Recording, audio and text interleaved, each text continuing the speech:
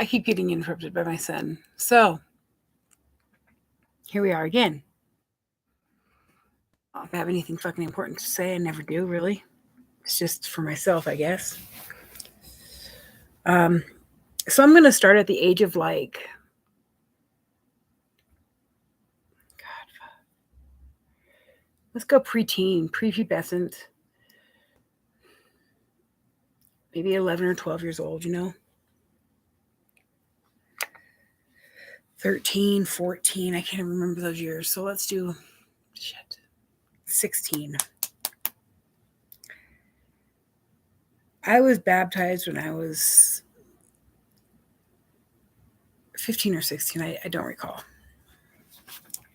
And I'll tell you why I got baptized. And this really isn't going to be coming as a shock to anybody because I believe that a lot of people do the same thing. At least a lot of the people I've talked to that are ex-J dubs, Um, First of all, I want to say this. I believe that my childhood was ripped from me, period. I'll never change my view on that. You know, um, all the beautiful, fun things that my son gets to experience. Yeah, my family still has the audacity to refer to my son as that poor kid. Oh, with his mother, that poor kid.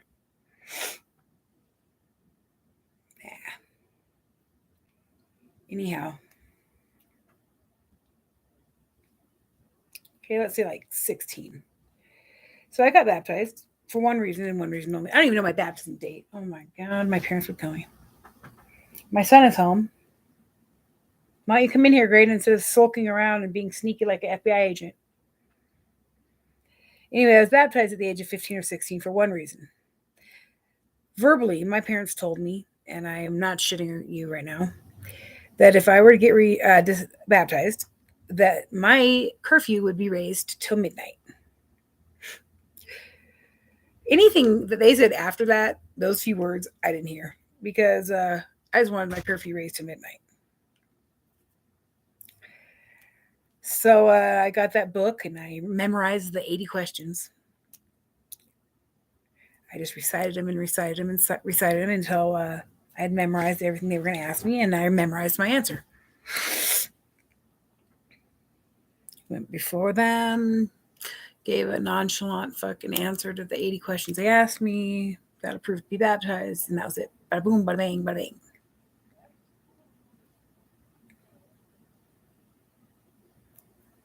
My curfew went up.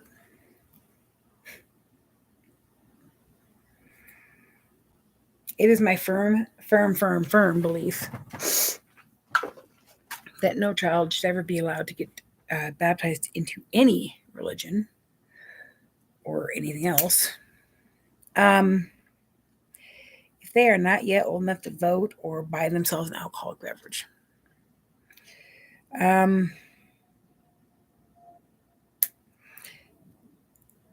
They at the very least should be past that, as they call it, that bloom of youth, that time in our life where we're all sexually energized and just eager to find out what sex is all about. Of course, then we find out what sex is all about, and we're like, oh. Anyway, moving on. So my curfew went up, which was cool, I guess, but you know.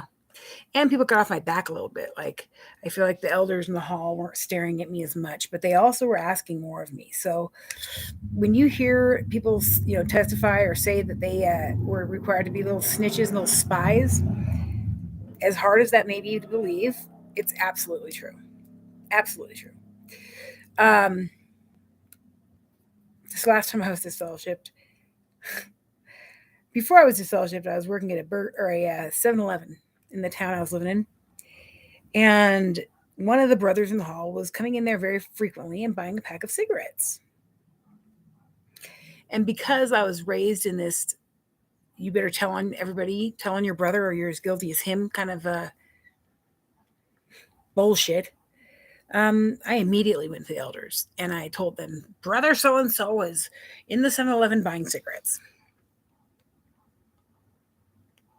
So, of course, they asked brother so-and-so. And, of course, brother so-and-so denied this because, duh. there's only one witness, right? There's not a two witness. There's a two witness rule, and I'm only one. I don't know, at that time, maybe half witness. Who knows? So anyway, he denied it, which, okay, moving on. Well, then the brothers decided that they were going to go into my place of business, my job there at 7-Eleven, and ask the manager to look at the security footage. And they told him why too. And do you think that any manager in their right fucking mind is going to allow that to happen? Some church guys come in and want to see who's buying cigarettes in their store? No, not at all. But it did happen. I lost my job. So that was cool. Thank you. Thanks, guys. By the way, never forget. Thank you and all that. So anyway, I lost my job, and he's still probably a member of the congregation to this very fucking day. Along with the child molesters I saw molest and rape people I loved and get away with it. So yeah, good call, J-Dubs. Based upon the things I know about the child molestation and the committee in, was it Ireland? No, Australia. Just based upon that alone, I refuse to be part of any organization that protects pedophiles, and that's precisely what the fuck they do. And, my sister will say to me, I'm not there to worship the governing body. I'm there to worship Jehovah.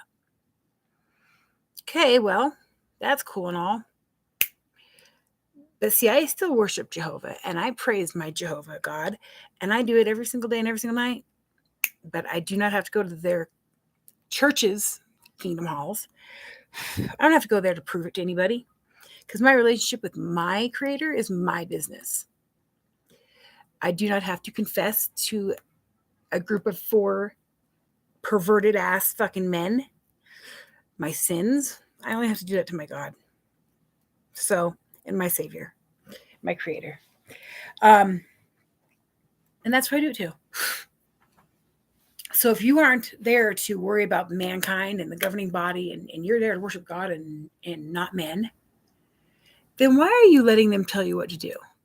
I mean, why would you? There is nothing in the Bible that says that disfellowshipping should be happening. Period. When it does discuss those kinds of things, it talks about very serious sin by unrepentant people. I was repentant and I wasn't sinning. I have a disease like diabetes, a fucking disease like cancer. My disease is no different than the rest of them.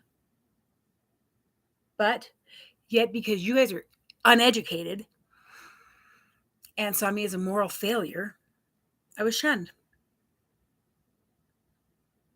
I was thinking about it yesterday too. I was thinking like, hey, you know what? I could go back and I could provide a lot of lip service because I know exactly what to say and how to say it and when to say it and who to say it to. Get reinstated. The only reason in me doing so would be so that I could see my father before he dies. I should be able to do that anyways, right? But here I am contemplating going against my own. I can't even be true to myself. And I am contemplating it. I'm not even going to lie. I'm contemplating faking it to get this horrific gray cloud away from over my head. Faking it as I throw open my mouth just thinking about it so that I can be part of my family again.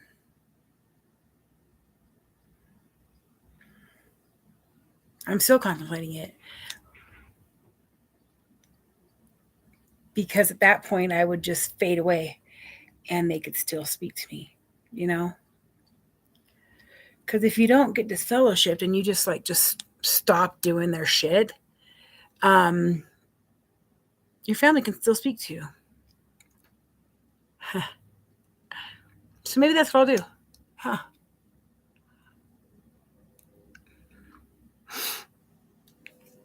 My sister did make sure to mention to me that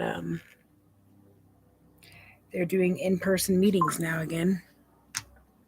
So maybe I will. Maybe I will just do that. I'll let you know.